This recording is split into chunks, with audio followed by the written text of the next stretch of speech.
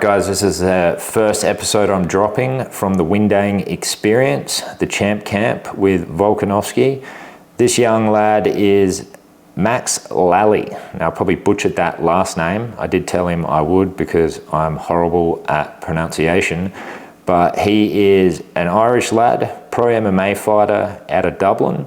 He's come over for the Volkanovski Camp from Bangtao with Frank Hickman to be one of Volk's sparring partners. Super cool lad, fun to be around in the gym, absolute weapon too. He gives us a full rundown on how he got started in martial arts. He's got a Cage Warriors debut coming up, which he's super excited about. When he was 16, he got sent over to DDS to train. So a lot of cool stories. He also has quite a few stories about Conor McGregor too, being from the same gym over in Dublin, Ireland. So yeah, this one's a banger. Thought we'd start off with Maxi, and I hope you enjoy this episode of A Quick Razz.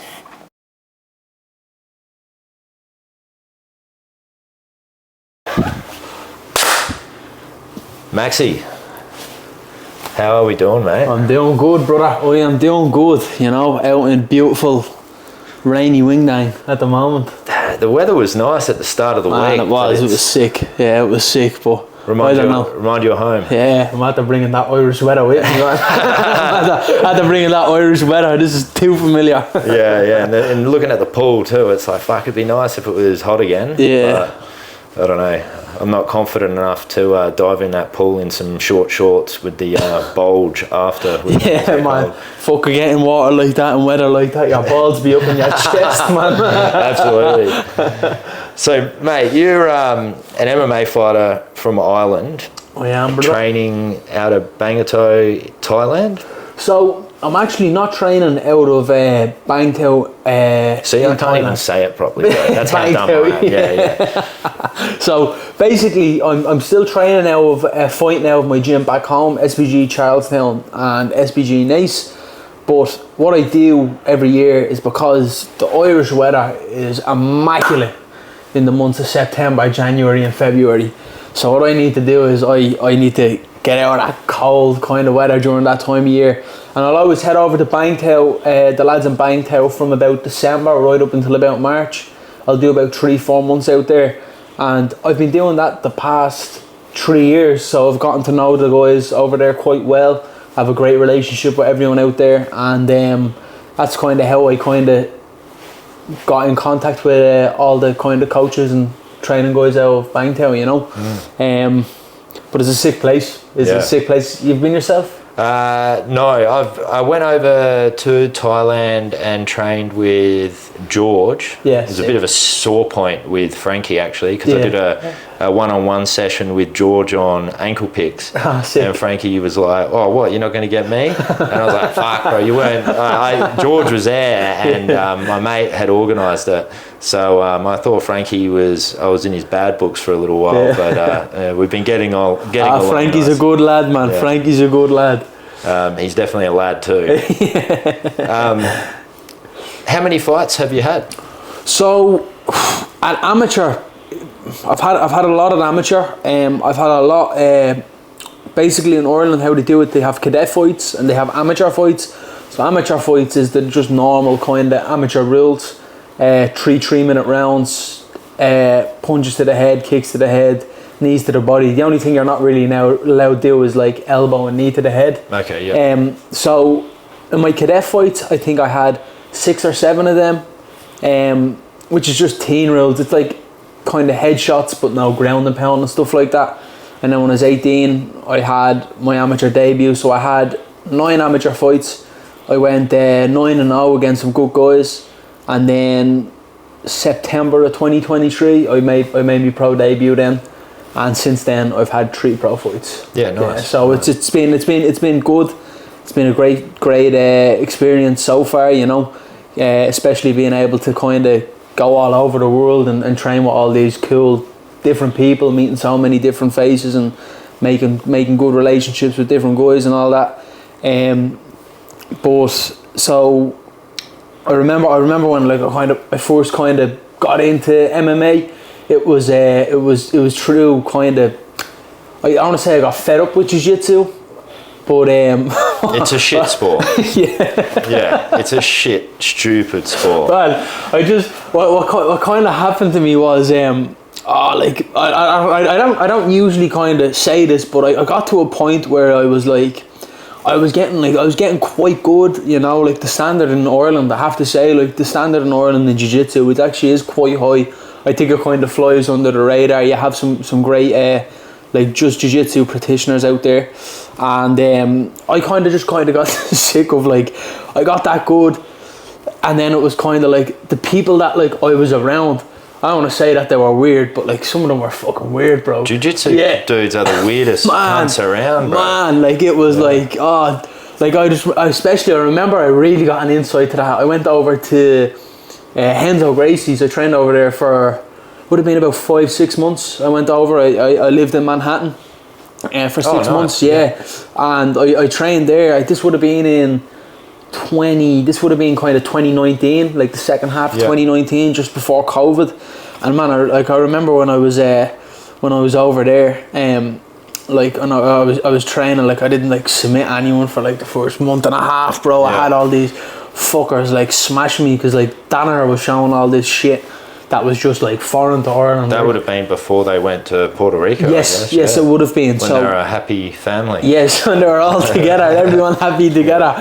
But so when I was over there, like they were like, I think they were prepping for ADCC, so they were doing all the ADCC shit, man, and that brought my jiu-jitsu on so much. But man, some of the guys were just like on the spectrum, like, you know what I mean, like different. Now don't get me wrong, like I like a bit of banter training, you know, I like having a bit of slagging and a bit of a laugh and all. Like I'd be trying to do that with these lads, man, and they fucking would have a little notepad, taking down notes, wouldn't even fucking look up at what it's like, man. I was like, this is gonna be a long fucking 5-6 months, but I stuck it through. It really did bring me on. I remember, I'm not gonna say names, but this is a great story. I actually got quite friendly with this jiu-jitsu guy as well, but I remember, like, I think it was like 2-3 weeks there. And like, man, I was just getting, like, there was no word for it, bro. I got smoked, man. I was getting assaulted every session. But I remember there was I don't know if you ever, I think his name was like Doug or Daniel or something like that. He's like an older kind of jiu-jitsu black belt guy, man. And I remember, like, he asked me for a round and I was like, oh, sound like an old guy. I was like, that'll be a bit fucking easier. And bro, he smashed me. I was like, fuck. And then the round after, I seen this little fella on the side of the mats, and he's like that with a notepad, and he's fucking down, and he's looking up, and he's looking around. I was like, boom, ego round. I was like, I need that, you know what I mean? Went over to him, fucker footlocked me about fucking 12 times in like 5 minutes. And like, it was like, fuck, it was humbling, because all these guys were like, I don't know, like in Ireland, like they probably would have got like bullied in school, but bro, they were smashing me in jiu-jitsu. They probably got bullied at school over there too. They've harnessed their super autism into a killing fucking sport. Man, it was eye opening. But I just remember, like I was only 16 at the time, and I was ringing me dad, and I was like, Dad, I was like, they're all fucking nerds, man, and they're just smashing me. And my dad was just like, stuck to it. And then when I got home, I was the hammer when I got home. I was smashing everyone when I got back home. So it definitely was worth it. But that was a super enjoyable trip. Like, the way I'd explain New York City for anyone that hasn't been there, it's like a GTA online lobby. It's like, you get all these strangers and freaks missions as you're walking to training. Like, man, I remember like walking, like the sessions that they used to do a session at like 7 a.m. and then 12 p.m. I remember Danaher would like come in and he'd like sit in one section in the room for like the 7 a.m. session, and then he'd sit in a different section in the room for like the 12 p.m. session. But I remember, like, I'd be walking there and like you just get some fucking random cunt in a pair of budgie smugglers, you know what I mean, playing the fucking saxophone in the middle of the road, fucking dry humping. Is that when you first met Craig, is it? that sounds something he would do, No, but fucking, bro, some of the stuff I seen there, and then like Man, like the cyclists as well, they're aggressive as fuck. I think like it's definitely something everyone should experience. Because I remember I got back from that trip, I was like, that was sick. Like I really enjoyed New York, and then fucking COVID hit, and I was like, fuck that shit. Yeah. I'm not doing, like, I remember initially, like, there was kind of no jiu-jitsu training. Like, I remember when COVID hit, like, I think everyone for 2 weeks was like, we're gonna fucking die, we can't get this. And then after that, everyone was like, yeah, fuck that. Like, they were sneaking in, right? Yeah, and we were like, we're just gonna. So I did some jiu-jitsu and stuff like that, and then I kind of was like, you know what, let's give this MMA a crack. So I would have started MMA.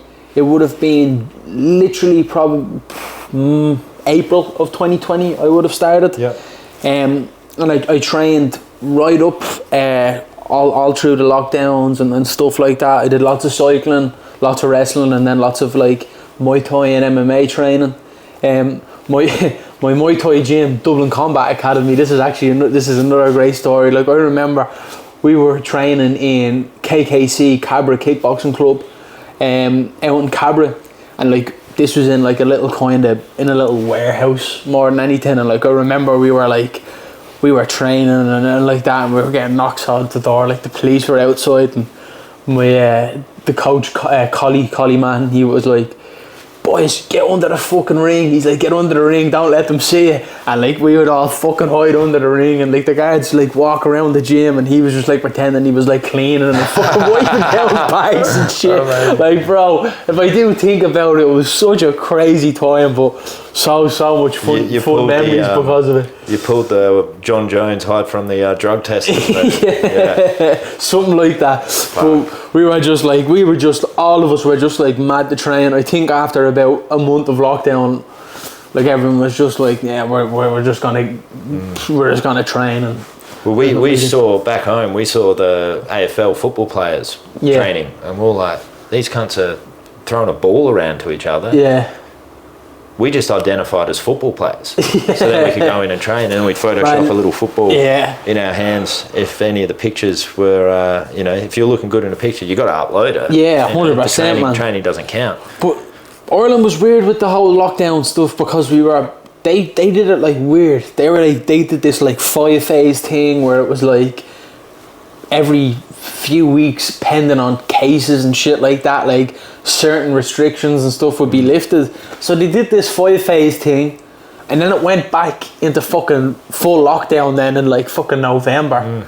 But I remember like in particular when we were going over, so I trained for the IMAF under 18 cadets. It was 2021 at this stage, and like COVID kind of hit Ireland in like March of 2020. And like I remember we were fucking going over there, and we were still having to like do PCR tests and COVID tests and all this shit. And this is like a year and a half like after it, like, you know what I mean? So like, I don't know, you look at Sweden, they had like the least amount of restrictions out of like all the countries together, and then in result of that they had the least amount of cases because everyone got it. They got natural immunity like most sicknesses. And they just fucking got on with it. Beautiful people on Earth with the highest immunity. That's it, man. That's it. Maybe we're just not good looking enough. Maybe that's what it is. Yeah, they got some good genes, them Swedish. Good fucking genes. Now, you can't talk about Ireland and MMA without SBG and obviously the infamous Conor. 100%, my man. I'm trying to think when he really popped off. It would have been around, I think I saw the other day, I reckon he beat Aldo like 10 years ago. Yeah, so that's crazy. That's 10 years ago, dude. That my still God. hurts me you might feel different about it. Yeah. Aldo was my favourite fighter. Yeah. I was telling everybody, I'm like, fuck, this Conor's not going to stand a chance. Yeah. I deleted my Facebook after that fight because I could see the messages. I went off social media. I was that guy. I was adamant. God. But we were talking the other night and telling some stories and stuff, and you said how much he actually does for MMA. Yeah, man, he does a lot. Like Conor is a reason that have an IMF world title, you know. He paid for me and 27 other athletes to go away to compete in the IMFs, and this is kind of during the kind of COVID. It was like lockdowns and there wasn't lockdowns. It was a very kind of weird time because like we were able to train and then we were being told no, we can't train, or we have to train on certain groups and stuff like that. And I was fortunate that like regardless, I was in a position that like I was able to go over, but there was lots of kids that weren't in that position. They had been selected to go because MMA isn't recognised as a like Olympic sport, and Ireland's not funded, so any kind of competition that we go away and compete in, it comes out of our own pocket, you know. And yeah, he covered all the costs. He does lots of stuff like that flies under the radar because he is a good man. He looks after his people, you know what I mean. But it was really cool for me as like, you know, a young kid. Originally I would have started jiu-jitsu in, I think it was Checkmat Ashbourne originally, and then the Brazilian guy there kind of, I don't know, he got rent out for some reason. I think he owed a lot of people money or something like that, and then came this other Brazilian, and it was Morcegao Sapo for a bit, and then I kind of was like beating all the kids there, and my dad found out about SBG Ireland, and he put me in there when I was younger, and as I kind of just went into SBG, I think Conor was coming back from his ACL injury against Max Holloway. Oh, true. Yeah. So that's when I would have kind of entered that gym, and as I was training as a kid, I kind of just got to see Conor like progress kind of through the ranks. You know what I mean? So I was in that gym from after the Holloway fight, which I think it was the start of 2013. It might have been, if I am correct. I think he made his debut for the UFC in 2012 against Marcus Brimage. He fought Holloway after, and I remember he was out with his knee injury. I remember him, he was walking around, he tore his ACL. He was walking around with a big huge brace, still fucking training, still hitting pads with the brace on. He was always doing something, you know. But yeah, man, it was cool as a kid, you know. To see such a, as I like to call it, a unicorn of the sport. Yeah. You know what I mean? Like it's not many people like got to see like what he did and how he did it and how fast he did it. You know, like he had got 2 UFC titles in the space of, I think it was 4 years. He entered the UFC in 2012 and he had knocked out Eddie Alvarez by the end of 2016. Oh, dude, I was at an Irish pub in Melbourne on Chapel Street where a friend, Tommy Everett, worked.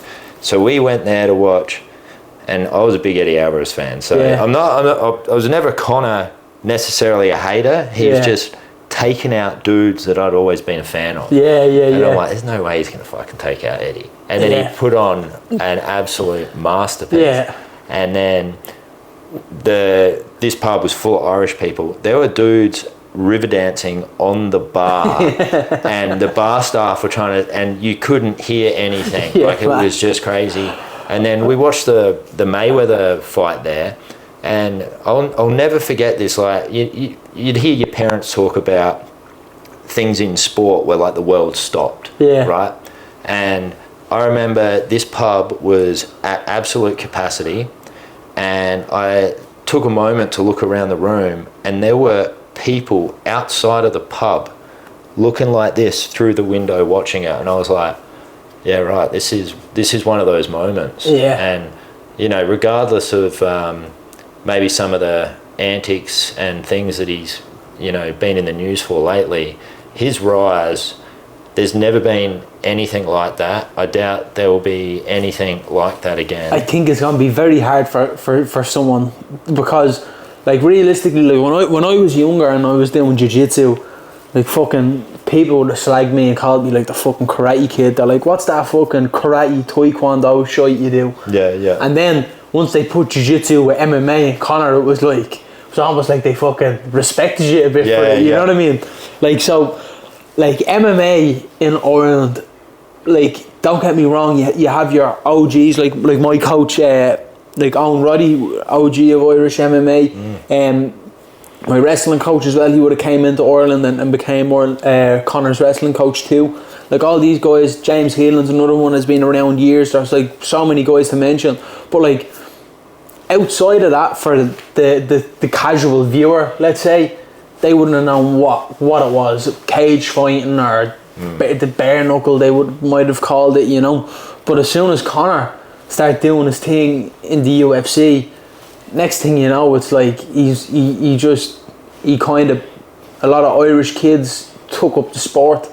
A big reason because of him. Like I think even Ian Gary and Paul Hughes have both said that they took up the sport looking at Conor. You know what I mean? Yeah, it's both an idol of theirs as they were kind of coming up. It's the reason they got into the sport and stuff like that. And them two guys right now are probably the two biggest stars in Irish MMA at the moment. You know what I mean? So like that does Paul Hughes does a lot. That match he had. Usman Nurmagomedov. That was some fight, man. Yeah. I think he was unfortunate. It was a very close fight. But I always kind of say this whenever like I look at a fight. I always think you have to do a little bit more to beat the champion.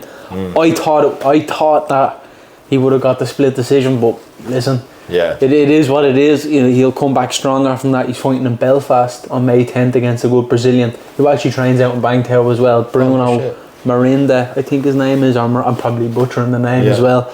But that should be a good fight, especially in Belfast. That place will be on wheels for Paul, you know. So yeah, all the best with him for that. So but as we were talking about Conor, yeah, like I've some like funny stories, like seeing him in the gym, like, you know what I mean. One in particular was I remember when he just came back from the leg break against Poirier, and he just came back from the Roadhouse film. And I was just kind of coming in, you know, you're a Sparky yourself, you know. Sometimes we finish up a little early, sometimes we finish up a bit late. I was on my way straight from site, so I'm walking into the gym in the all luminous fucking Snickers, you know, walking in, and Conor's there. I'm like, oh, what's the crack, Conor? He's always been like super nice and, you know, friendly to me. And we're having a little chat. I was asking him how the film was. He said everything was good, he enjoyed it, and he was planning on kind of fighting again and stuff like that. So he was just kind of getting back into his training. I think he'd been away a few months with Jake Gyllenhaal and stuff, recording that film. And I remember walking into the change rooms. I remember seeing him, and I was like, man, he's after putting on some mass, like some muscle mass from the last time we would have trained with him before that would have been maybe about 2-3 years ago, you know. So I think the last time I trained with him was maybe a little bit after the Khabib fight. So I remember seeing him. I'm like, fuck. I'm like, what way is this guy? And I just remember walking into the change rooms, and I'm around the corners, and he kind of steps on the scales, and like Sergey's asking him, we wrestling, what weight are you, Conor, and all, and he's not saying it and everything like that. So he steps on the scales, and I think he might have been like like the higher end of 90 kilos maybe. But like higher end of 90 kilos, solid, like not fat, fucking solid. And I remember seeing that, I was like, Jesus Christ. And he was like, don't tell anyone I weigh that. I was like, yeah, keep it to myself. Like, Sergey's asked him his weight and all. I was like, keep me out, sure. But yeah, no, like for me anyway, Conor's always been nice and friendly to me. He's always been like a good guy to me, and a good guy to a lot of other people, you know. I could say all the like great stuff that he's done for like other coaches of the sport and other people of the sport, but I don't think it's really my place to say it, you know. But like I think everything in Ireland, especially in MMA, everyone knows everyone, and everyone hears about everything that's being done, and you hear a lot of good stuff about Conor. You know, he gets behind a lot of athletes with his Forged Irish Stout and his proper 12 as well. You know, so he's always putting money into local shows. You know, I fought on a few shows that have been endorsed and been sponsored by Forged Irish Stout and stuff like that. You know, so in that case of the sport, he does a lot. You know what I mean? And as an MMA fighter, you know, it can be tough. You know, it's not easy. It's a difficult sport. It's a tough sport, and like he's doing them things to just make it that little bit easier for guys like me and a lot of other guys. You know, so yeah, he's a character, man. He's a character. It's almost the you always, especially being on the tools and shit, you daydream and you're like, fuck, if I came into some money, you know, you'd build some dope fucking gym, and then you'd make sure all the boys, you'd looked after the boys and stuff. So that, you know, it is awesome to hear those sides of the Conor lore. Because, no, definitely, because like a lot of people, like, they give him, even the Irish government have been giving him a bit of shit for going over to the White House and stuff like that.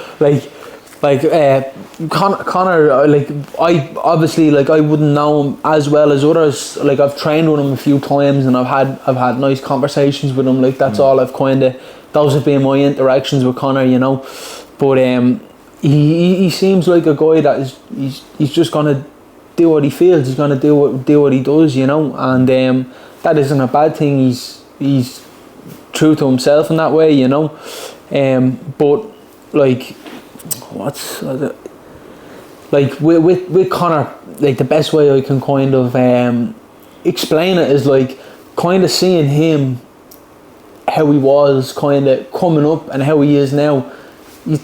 He's always kind of been that same charismatic, talkative, you know, like that kind. He's always kind of had that. So it's like now he's made his kind of money out of sport and stuff like that, and he seems like he wants to venture into politics and stuff like that.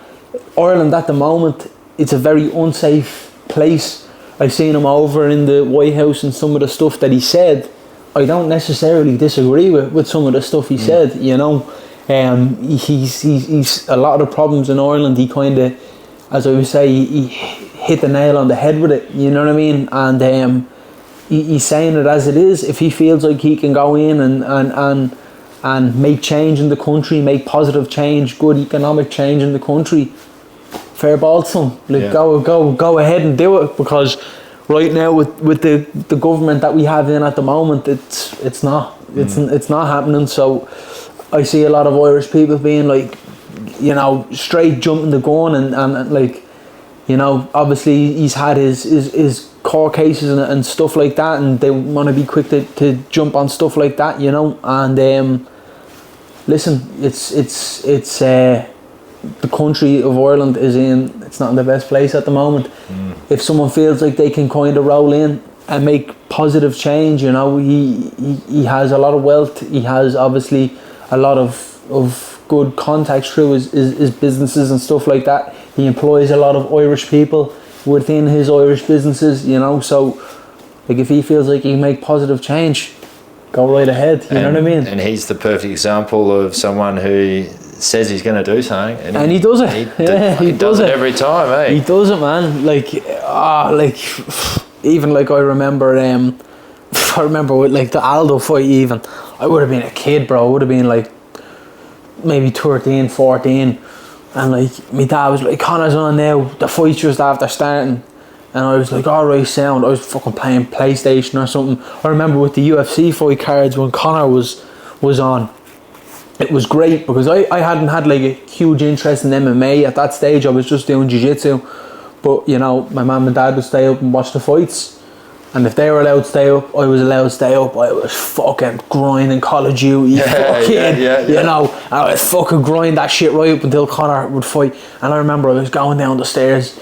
I was, holy fuck, I go down. I just see fucking Aldo starched on the deck. I'm like, fuck. I'm like, what's that happening? He's like, Conor knocked him out. I was like, you said the fight, you know, started. I fucking looked at the replay, man. It was like the first fucking exchange. I was like, that was nuts, man. For as much shit as he talked and, you know, just absolutely, you know, riled up Aldo, I did see him talk about Aldo after with a lot of respect, and it was cool to see that side of definitely him. Aldo, like, even after, like, I think all of Aldo's losses have only come from people who've been ranked in the top 10. All of his losses, anyone he's ever lost to, in the UFC. So like he's always going to be a legend of the sport. I was actually always quite a big Aldo fan as well.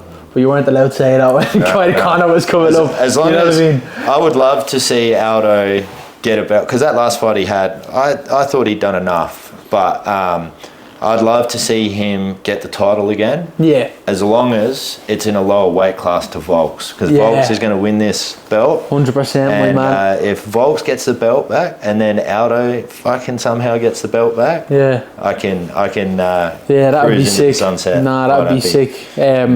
You have Marab, who's king of the 35ers at the moment. Yeah. You know. And with Aldo, that was a good scrap. That was a very good fight, man. That was a very good fight. Aldo is like some of the best takedown defense ever, man. He's so scrambly with, like, he never settles in position. You know, he's super explosive. He is you know, he's a great fighter, man. He always was a great fighter. I've always heard amazing things about his jiu-jitsu, and then you see him just kicking and his boxing, and it's like, you never even get a good chance to see his jiu-jitsu. You never even get to like have an opportunity to see it, because he's just so sharp and well-rounded in other areas. I think that's the goal for every MMA fighter, is just to be as well-rounded as possible. You know, it'd be super good to have good jiu-jitsu, but then you're that good on the feet, you're that good in the scramble, you don't even need to fucking use it. You know what I mean? Right. So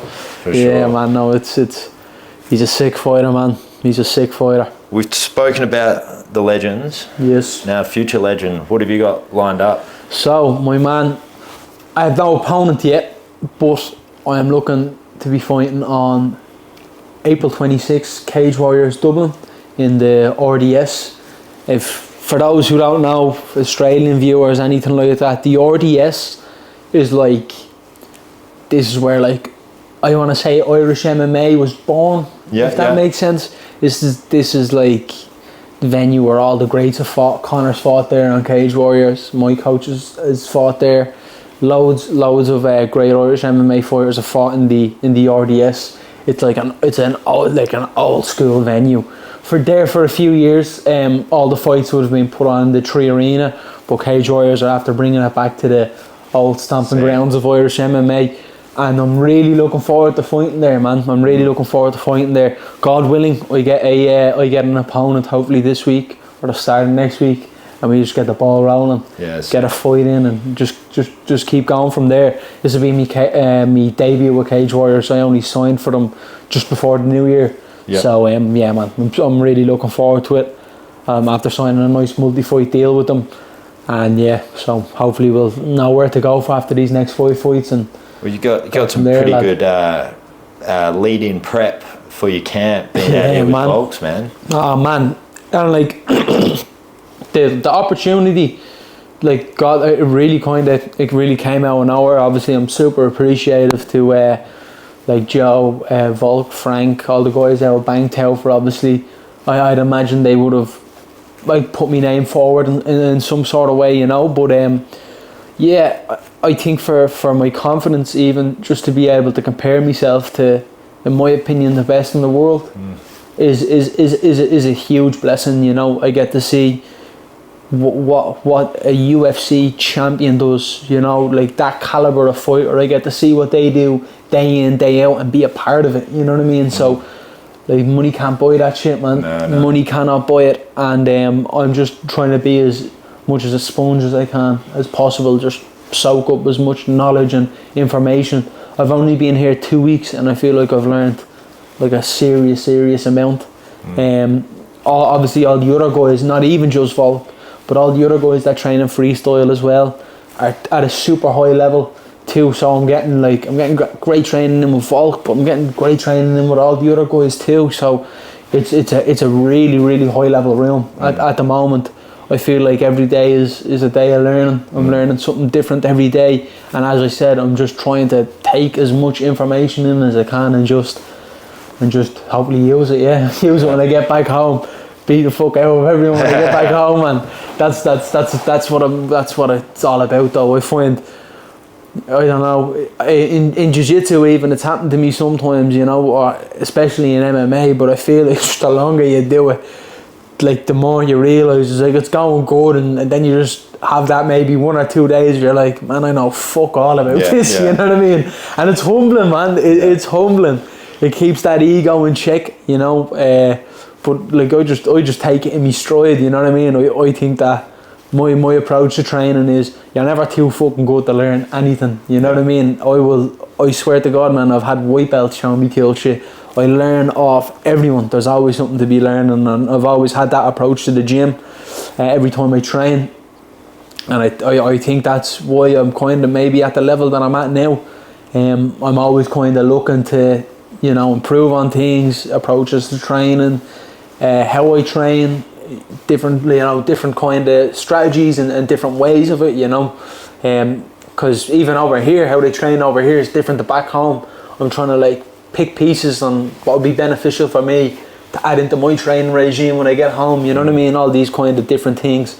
So it's obviously it's been great. In beautiful Windang, you know what I mean? Beautiful Windang, down the gong. With the Dublin weather. Yes, man, the Irish weather. Yeah. With the Irish weather. Don't get me wrong, I find in Australia now, and it's good. Fuck me, it's good. But then when it's bad, it's bad. I think that's like Ireland. Everyone says that about Ireland, but man, you know, we get that week of sun usually. Like it probably might come, you know, end of June, maybe the start of July. That 1 week of like beautiful weather. Everyone has the deck chairs out in the front on the piss, you know what I mean? Yeah. That's an Irish summer for you, you know. But we only get that for a week. the Guinness and the Jamesons. Yes, down the Guinness, Jemmy, Heineken, fucking the whole lot, man, the whole lot. When I started trade school, I would have been 17 when I started my apprenticeship. Yeah. And there was this fella in the class. His name was Mick Galaney, right? Yeah. He's a good lad. I actually run into him from time to time. And he was hungover one day, and he said to me, and you know, I didn't really drink until I turned 18, right? Yeah. And he was hungover, and he's like, "Oh, mate, I was on the Nectar of the Gods last night," and I was like, "Oh yeah," and I'm just thinking, I've never heard of that brand before. You know, I had no idea. And I was like, "Oh, okay, what's that?" And he's like, "Jamesons, mate. Yeah. That's the Nectar of the Gods." And I was like, all right, I'll lock that away. And ever since, that guy, like a fucking Jamo, it hits the spot, mate. Yeah, man. Something I know a lot of Irish that like that Jameson, Well, probably the only Irish fella that you know that doesn't fucking drink, to be honest. Yeah. But like I did back home, everyone likes the main ones would be you have your Guinness, you have your Jameson, you have your Heineken. Few of the boys like to get on the El Coronas with the suns out, you know what I mean? They like an El Corona, a bit of lime. Yeah. But I've never been a drinker myself now, but yeah, no, Ireland is renowned for it. You're never sure there was a spot to drink over there. Well, don't start, and your ride to the UFC will be a lot better than some of the others, that's for sure. Yeah. Anything else you want to say, mate? That's it in a nutshell, man. It's been great talking to the superior Jones brother. Well, mate, I hate it when people paint me with the same brush. I'm friendlier, better looking, and taller. He's just got better jiu-jitsu than me. And an electrical genius. What more could you want, man? I'm not even actually a Sparky. I'm a poor man Sparky. I'm a comms capper. But it's easier to tell people I'm a Sparky. But yeah, the running joke down here, I don't know if it's the same over there, that Sparkies are all gay. Yeah, no, it's the exact same back home, man. Yeah. It's the exact. You even see the memes where it's like bricklayer bumps into a wall and fucking a plumber bumps into a wall and Sparky does it like, oh, my pussy hurts. Yeah. You know what I mean? I work in the public lighting kind of section, you know what I mean? So that work is quite easy as well. But it was funny there the other day with Frank and Hassan before the Wi-Fi was put in here. He obviously had kind of comm Sparkies coming in and doing it, and I heard that they were going to do it on a Friday, and I was like, a Friday, and I was like, I don't think that's going to be done. We call Fridays Poets Day. Do you have that over there? No. Poets Day. I learnt this work experience. I came back to TAFE and trade school, and they were like, what did you learn? And I like, everybody had to say something, and I was like, I learned about Poets Day. And the chick who was like leading it, she's like, oh, what's that? And the other guy, the tradie, was like, oh, for fuck's sake. And I was like, piss off early, tomorrow's Saturday. And she looked and she goes, well, that's not really what we wanted you to get from the work experience. Everybody was dying. So Poets Day every Friday. That's what you was calling it. That's the same mentality on the Friday. So I've been there, and you've probably been there yourself, you know. You're getting to 1-2 o'clock on a Friday, and the job's getting difficult. Problem. Yeah, that's on Monday. We get back here on Monday, we get half the day. You know what I mean? So, or a Saturday job when you're getting paid double time. Yeah, as soon as these